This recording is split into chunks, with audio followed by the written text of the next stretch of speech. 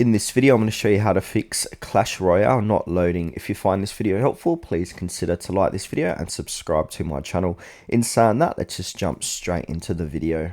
Okay, so I'm going to start with the most common fixes first. So the first fix is to simply restart the game. So fully close it, so swipe away, so close all, and then reopen the game. Now, the next fix is to open up a web browser and go to Google and type in something along the lines Supercell server status, and then just check out one of the top results here to see if Supercell is down, because Supercell owns Clash Royale.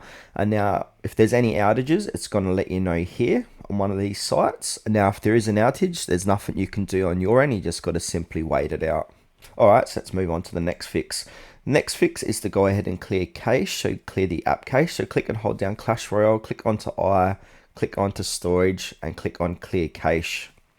Next fix is to go ahead and make sure the game is up to date. So click and hold down Clash Royale, click onto I to get an app info, scroll down, click on the app details in store. Or if you're on iOS, just go to your app store, search for Clash Royale. If it says update, go ahead and update the game.